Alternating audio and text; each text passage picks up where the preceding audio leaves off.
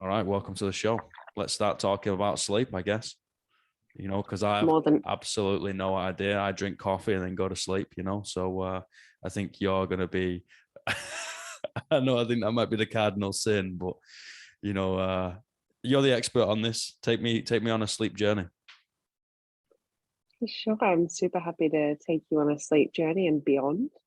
Where would you like to start? How would you get into this? Because it's a little bit niche. Mm, yeah, it really is. So I need to wind back to when I was about 17 because this is when I decided to work in wellness. I was really unwell. Mm, So I had severe depression, severe anorexia, and severe anxiety. And I was really unwell, and so I was in hospital first as an inpatient and then as an outpatient. And that process was like 6 weeks as an inpatient and then 3 months as an outpatient. And through that, I had to learn to fight for my life and actually, um, you know, move more of my energy into healing than into hurting.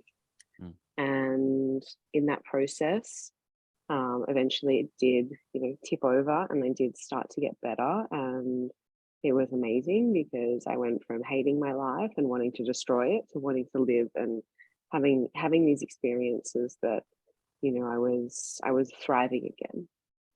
And after doing that myself, I was like, that's what I'm here to do, help other people do that exact transformation. I don't know exactly what it will be, but I just know that I know too much about that darkness mm, to forget and to not help people out of it. mm, So I was like, all right, I'm going to help people feel their best inside and out. I don't know what that means, but I just know that I need to study psychology, nutrition, and fitness. They're like my three pillars, right? Because that's, I think, what a lot of people think when you think about like health. Like sleep is a more, current awareness about how important it is. But when I was 17, that's like 15 years ago, it was sleep, but sleep didn't really exist in terms of health. And so I was like, great, I'll study those three things and then I'll just combine them into something and help with overall wellness. And so I did that, and I started doing some coaching. And then I was, I was having, um, coaching with various areas, be it mindset, weight loss. And then I had a few inquiries about sleep. And I sort of thought about it and I was like, you know what, like sleep could be a really interesting thing to, specialize in because I don't know any other sleep coaches. And I know heaps of, mindset coaches, heaps of nutritionists, but nobody does sleep. mm, And I thought about it and I was like, I think I could do sleep. So I did another course, another degree, a certificate of sleep psychology, and then started, focusing my work there. And like after like literally after 10 years of being in the wellness space, of really, about 5 years of being in the wellness space, of really trying to push my message. As soon as I did sleep, there was no push out. It was just this flood of people wanting help. And I was just like, holy shit, like, this is a thing. Wow. mm, And then I was like, okay, I'm thinking I'm going to specialize. I work in this area. And so, I rebranded all of my business and, started creating a lot of content around sleep. And then pretty shortly after that, I got my, like one of my first biggest um, media campaigns, which was with Sealy Posturepedic. And like, I'm super proud of that. Like Sealy is like, it's like one of the top in the world in the bedding business. And that was my first campaign. And then a few months later, my second campaign was with IKEA. And it was, yeah, like it was just amazing because these they both brands just literally emailed me. Like it's like if like you reached out to me on on was it Instagram or email? I think it was Instagram, right? Mm. And it was just like as out of the blue as that, like, I hadn't ever spoken to IKEA or Sealy, and I'm like, two of the biggest bedding businesses in the world want me to represent them. Holy crap! Like, this is huge. And I was like, all right, universe, you're giving me such strong signals that you want me to do this, that I'm just gonna follow suit. Mm-hmm. I'm quite intuitive and really aligned with, messages, and like it's a pretty loud and clear message when, IKEA and Sealy reach out to you and they're like, hey, can you be our media spokesperson? So yeah, that was 2018. And then it's just been a really evolving journey since then, like working with more clients, more brands, doing more writing. We were talking about writing before, and I'm too am a fellow writer. So I wrote my book, Bear Lion Wolf, in 2021. And then that's been published, and that's in now 11 countries, which is really great. I'm really proud of that one. And yeah, I write with Body and Soul, which is Australia's leading health media publication. Got a column called Sleep Well Wednesdays. And so, yeah, outside of that, I'm still just working with my sleep clients and, helping them get better results and get better sleep quality. And yeah, I'm just over here just doing my thing. And that's kind of how I got into it and why I got into it. And yeah. Wow. What a rad journey, like something that is kind of shown that there was a door opening and you just ran with it and kind of followed it and keep following it and bouncing from thing to thing. And I think that's Yeah, a testament to your tenacity, and also like a little bit of a tip of the cap to anyone who's like, maybe I should try this. I was like, yeah, just fucking jump in the deep end and see what for happens. sure. Because guess what? Maybe it doesn't work out. Okay, fantastic. But what if it does? And Exactly. now you're in Italy, sipping margaritas, red wine all day, living the good life, doing zero work, feet up. I'm joking. It's funny. I think so yeah, I am in Italy. I'm now living over here. It's actually funny because I was talking about this last night. I've always had my own business. Like, that was always the goal. Just have your own business. So then you can work the hours that you want and you can work as much as you want. Mm-hmm. That's the premise anyway. I don't know if it's executed as well, but that was always the concept of, I always wanted to have my own business that was online so I could just cruise around and travel and all of this. And it's interesting though, because I don't have a lot of face-to-face meetings. It's something that um I'm quite select with my partners. I would prefer to have fewer partners and fewer demands on my schedule than, be back to back on Zooms for 9 hours a day, day after day. That's not my idea of what I want in my life. Mm-hmm. Um, so it's interesting though, because I feel like I have such a high priority on enjoying my life in the process of work, that by the time I actually get to work, I don't feel like more. Sure, it's not all the time, but I feel like a large majority of the time when I come to work, I actually want to be there. Like, Yep. it's not like I feel like I have to. Like, I'm feeling really abundant in myself, and I'm feeling like really like I want to give this advice. I want to help people. I want to partner with brands that have quality sleep solutions. That genuinely excites me. But I feel like, that's only because I give myself like a lot of space. So, I have every day, the things that are really important to me, like spending lots of time in nature, having like a really solid like gym session, like having space to talk to my family and friends back home in Australia. Like, these are things that are priorities to me. Mm-hmm. And because I make space for them every day, then usually when I'm actually arriving to my work, I'm ready to work. So I feel like I've had my time. Um, and I think that's really important. And I know that that's been a really big principle of mine all throughout my career, and has probably allowed me to, develop my expertise as it is. Because the thing is that, like, nobody sat me down, 5 years ago and said, "Hey, Olivia, like, you're going to be a sleep expert, right?" Like, I had to, I had to believe that for myself. I had to believe that I was a sleep girl and that that was my role, and that I could help people like this. And that takes a lot of, as you said, like, tenacity.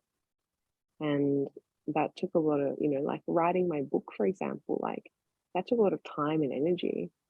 And so I think what I'm trying to say is, like, it's so important to enjoy the journey when you are striving to, achieve anything, because usually a journey will take a long time. To get to, Mm. like, the really top of anything, it takes time and effort and energy. And if you're not mindful to balance that, your goal with the process of enjoying, then you'll do what I've done famously many, many times, is that you burn out, and then all of a sudden you stop your work quality goes down, you go down, and then it's a process of rebuilding. But I'm getting a lot better of just actually enjoying the process. So I'm not on that burnout and thrive wheel anymore so much. So yeah, Yeah, I'm I don't know definitely what. guilty of that one too. Yeah, Going yeah, so hard for 6 to 12 months, and then it's like you're like walking around spaced out, cross-eyed all the time, right, and you have no right, idea about what's going on at all yeah, times. And yeah, I think it really, really is true. You can everyone's done a job that they don't like, right? And you walk in, and usually your colleagues don't particularly like the job either, and you watch them, and all the time they're at work, they're tired, mm, and you're probably tired. You're like, oh, dragging your feet, mm, just trying to get through the day, however means possible. mm, Taking three mm, shits that day and sitting on the toilet for 20 minutes, not actually doing anything, just trying to waste time, right? mm, mm, But when you're doing something that you actually enjoy that process, like you have this weird second wind that doesn't go away. yeah, you're fueled by your own passion for sure. Mm, mm. Yeah, yeah, So, and I think you just the initial question was about sleep, and I think something, and you just mentioned, you when you're not doing something you love, you feel so tired. I think it's really important to recognize that there's, like, fatigue comes from many sources, and this is something that I haven't really spoken about in the past, but I think is an interesting perspective to have. It's like you can be like emotionally tired, you can be physically tired, you can be spiritually tired, you can be mentally tired.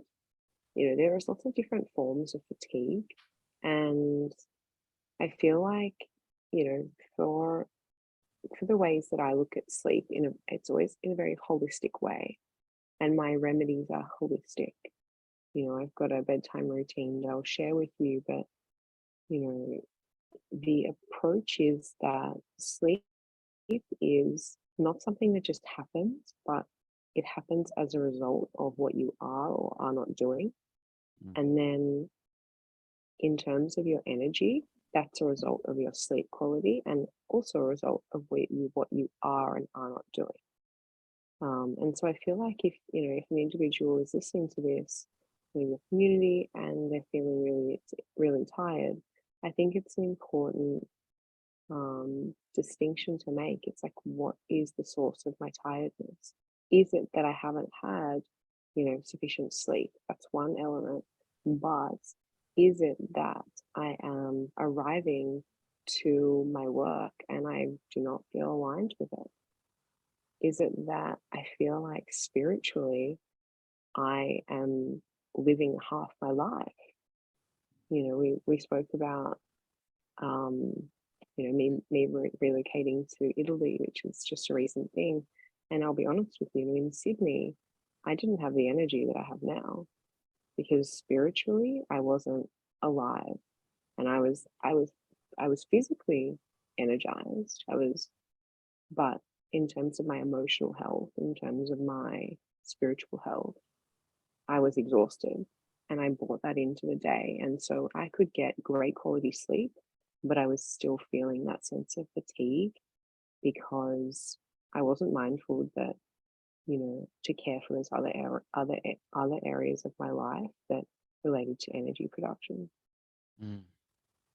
So let's dive into that a little bit, because I find that absolutely fascinating, of Mm, different categories of fatigue, right? Because everybody would just think, oh, you've not rested enough, you've not slept enough, or you're stressed. And that's kind of like the main three that people would kind of highlight, right? But then we yeah, don't think about the spiritually fatigued, emotionally fatigued, or even for the fellow introverts out there, like socially fatigued too, right? Because you're just like, sure, I've had enough of talking to people, which right. is, I really do relate to, which is, I'm also a bit of a weird oxymoron, because I love coaching and that's what fires me up. Like that, I can run off all day long. But as soon as I've Mm, finished, I am socially done. Like I've not right. got a drop left. It's like I can't, I'm sorry, like I can't construct a sentence. So I Yeah, think let's dive into these. Like this is fascinating. I'm glad you're fascinated. You're teaching me here, never mind anybody else. Sure, I think so. We're talking about, so like there's, in terms of your energy, first, obviously you've got physical energy, and that's directly related to, your sleep quality.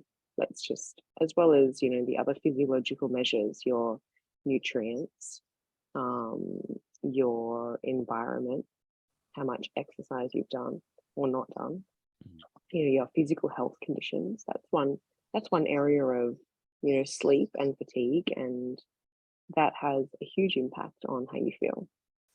But then, exactly as we're saying, there is how emotionally energized are you, and what it's interesting because I can often have a client, and we work on what I tend to believe is like top line sleep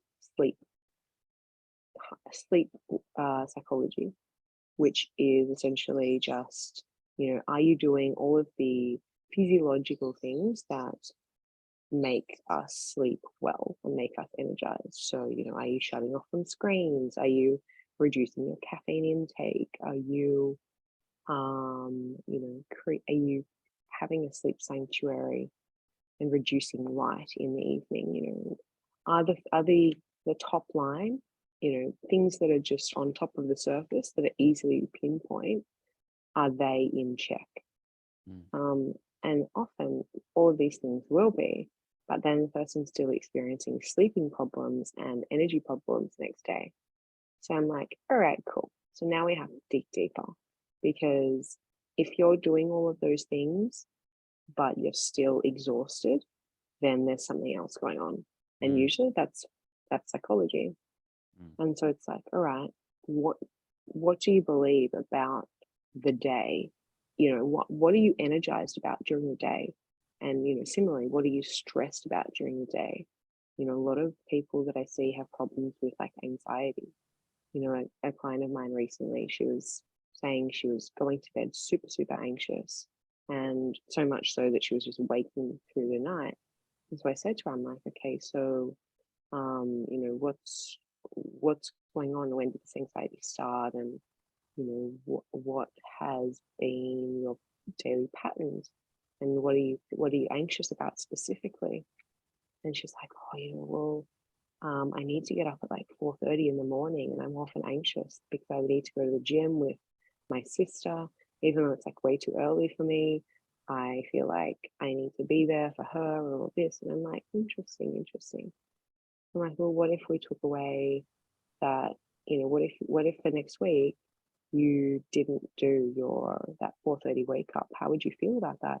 She's like, oh my God, even just talking about that makes me feel so much better. because all of her anxiety, you know, we'd done all of the top line sleep sleep psychology, and so it was just this deeper sense of stress and anxiety that around getting up at 4:30, which was way too early. You know, she's a mum, she's like tired already. And it's interesting because, you know, we identified that that was the main source of her anxiety, and you know, removing that element has allowed her to be more emotionally energized. And so then what was happening is she was going to bed feeling so anxious and feeling so like unhappy about having to get up at 4:30, that when she was going to bed, A, she was anxious because she was worried that she was going to sleep in, but B, she felt that she didn't have her, like, it's like she felt locked into it. And so she didn't do her bedtime routine that night before, because deep down she didn't actually want to get up, you know.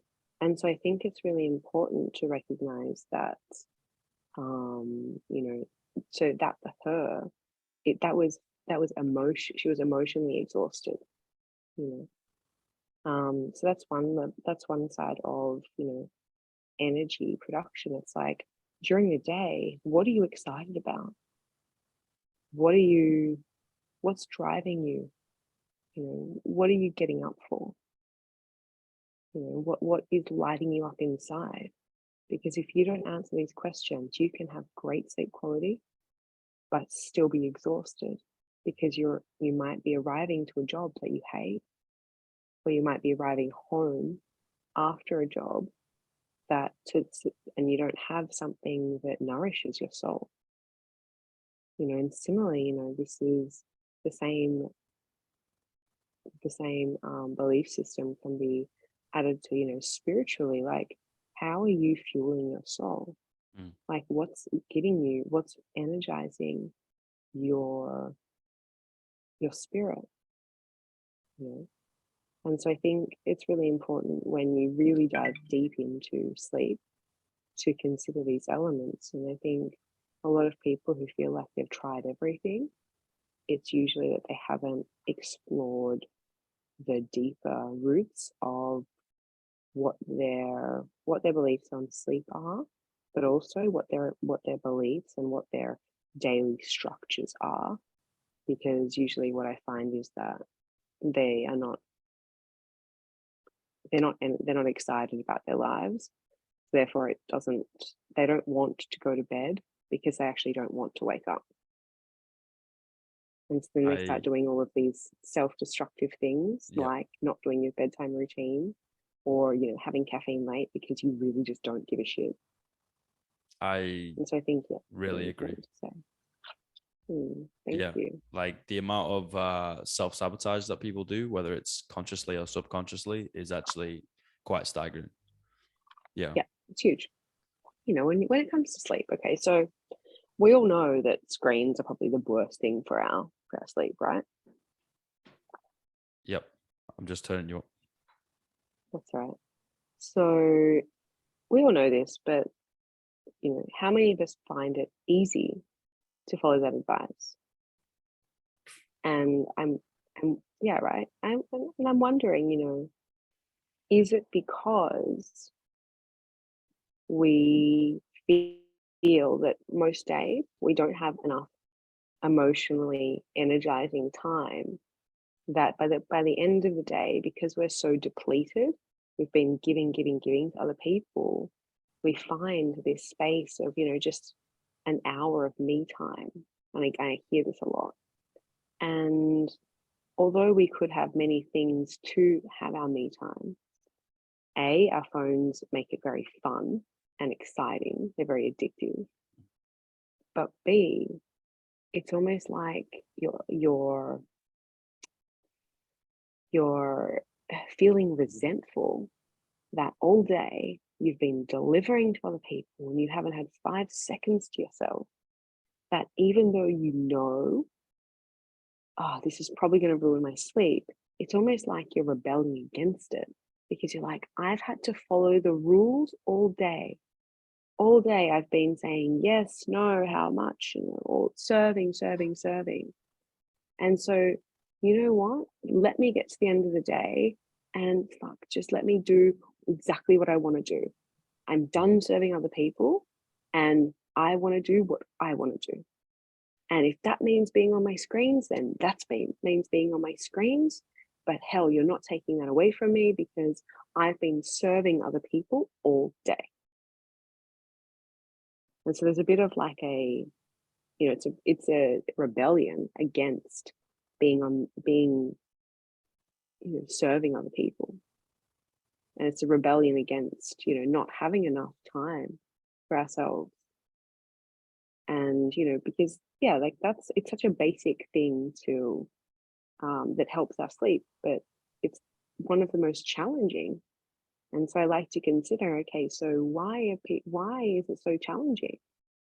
And this is actually the feedback that I get from my clients. They're just like, I'm so busy throughout the day, I don't have 2 seconds to myself. It's the only time that I have. And I just really want to have my own time, however I want to have it. Yeah, it's quite strange how modern society deems free time as spare time and then acts accordingly to try and fill it with work, right? It was like, just because you're awake does not mean that you should be working, right? Like, No. Work when you work. When you're working, put your head down and get it done. And when you're not, it's over. Like, don't think about it.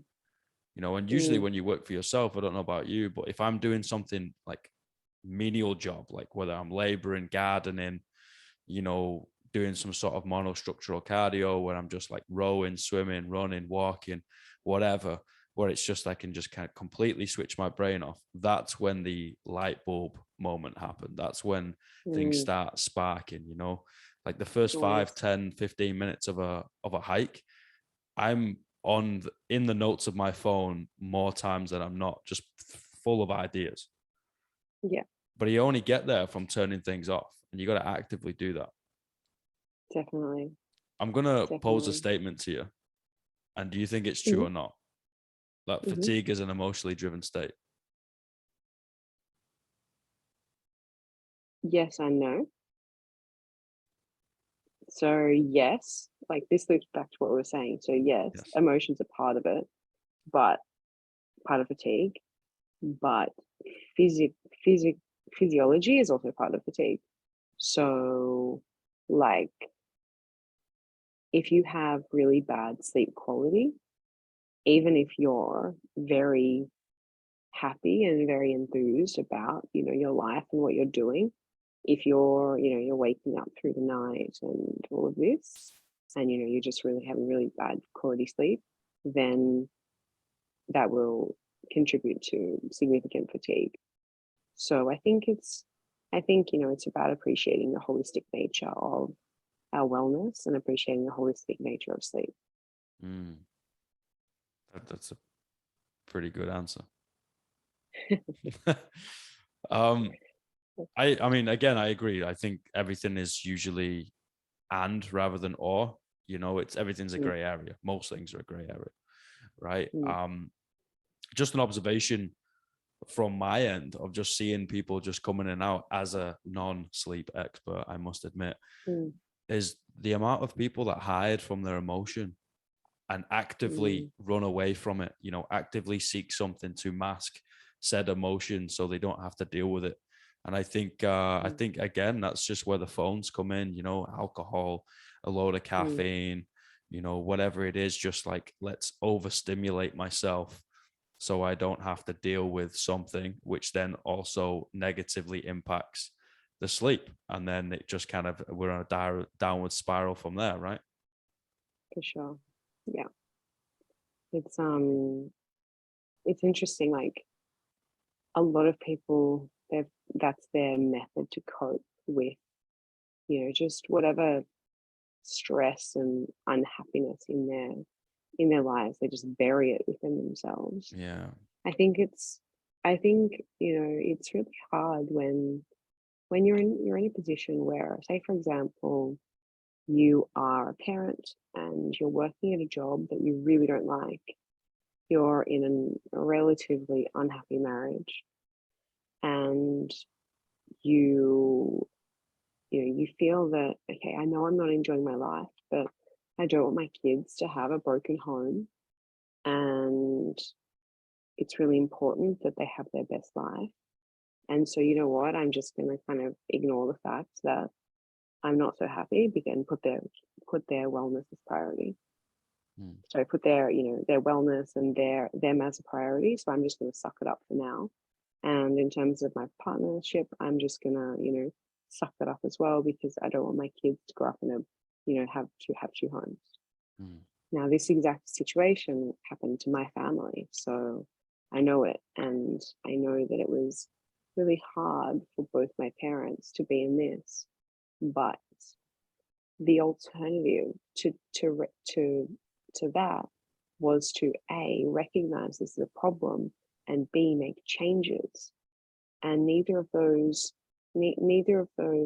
options they wanted to progress with, because they didn't have clarity about, well, how can I provide a loving home for my family if it is in two places?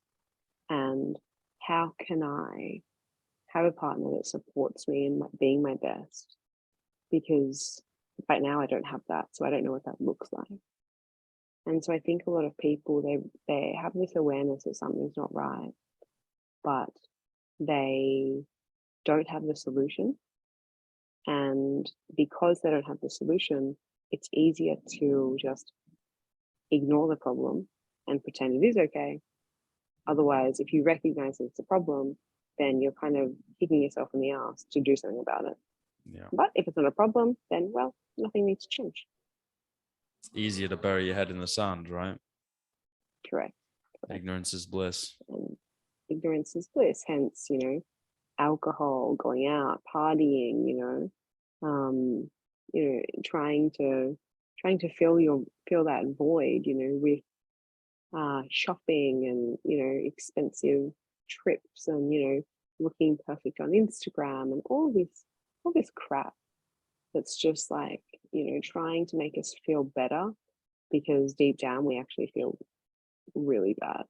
Yep. But it's interesting, because I feel like when the opposite happens, when you feel really good, you don't need these external pieces to validate your happiness. Like right now I'm in the south of Italy, and I'm just so happy, and I'm not feeling called to go shopping and spend lots of money and do these things that I know in Sydney I was, because I wasn't so happy. Whereas now I'm living like a super, it sounds really exotic. Oh wow, I'm in Italy, but like actually the town that I'm in is just this tiny little coastal town. It's called Tropea. It's this locals only. It's kind of like staying, it's like 2 hours away from the city. Super simple. There's just my daily processes. I go to the gym, I go to the beach, I do some work, and I have some good food at some point. Like, there's nothing groundbreaking about this. There's nothing, like, oh my God, I have to, share this with the world. But it's just, I'm living in such alignment with what's making me truly happy, and I'm feeling truly happy, that, I don't need these external pieces to validate anything, It's fulfilling. And it is. And, in terms of, my sleep, like I'm sleeping very well. But, in Sydney, there was a lot more dichotomy. So for me, one of my escape mechanisms was actually to sleep. Like I noticed when I'm going through like a more of a like depressed phase, and I just feel like, oh, I've given up, nothing's going to change. I'm just resigned to myself. I actually sleep like 10 hours a day. Like, it's wild. And I'll wake up and I'll be so exhausted because I actually don't want to get up. I'm not happy to get up. I'm not happy to live that life. And then sometimes then I'll go through a phase like that. And then on the other side, I'll have, I have some brilliant idea about what's going to save me and make me feel better. So temporarily, I have these bursts of activity where I'm asleep. And then in terms of my sleep, I might be sleeping, much less than normal, which is, maybe 5 hours, 4 hours, 6 hours, just on the shorter scale.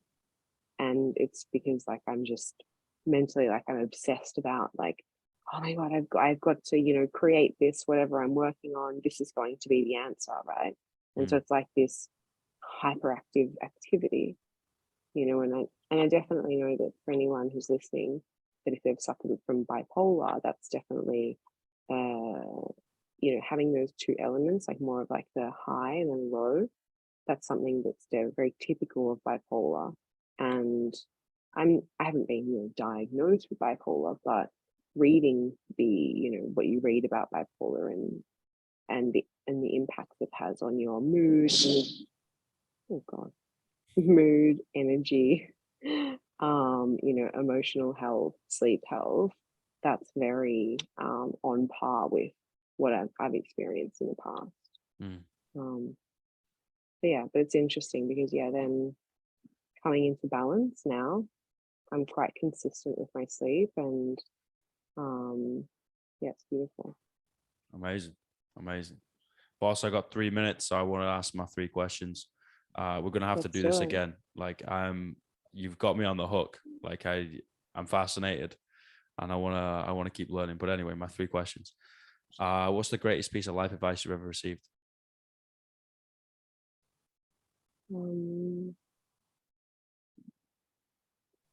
Enjoy the journey. Really simple, but really effective. Like I think for many years, I was just thinking about the end goal.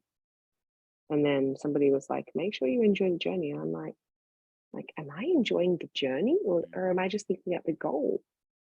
And I was like, oh my God, I have no enjoyment of the journey. And I was like, I probably should do that. But for me, it was very powerful. Yeah, it might be a good idea. Right. Maybe a little good idea. Good idea. What's the worst piece of life advice you ever received? I'm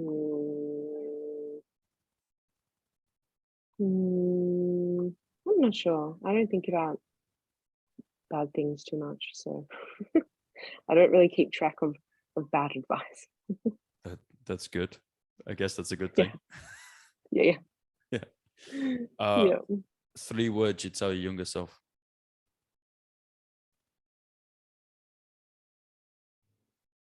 3 words.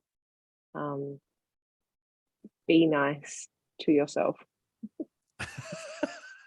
3 words, but it's good. It's put those in 3 words, however, but just something that through my journey, like I'm still newly in a much better space of from having severe anorexia, having severe depression, severe anxiety, and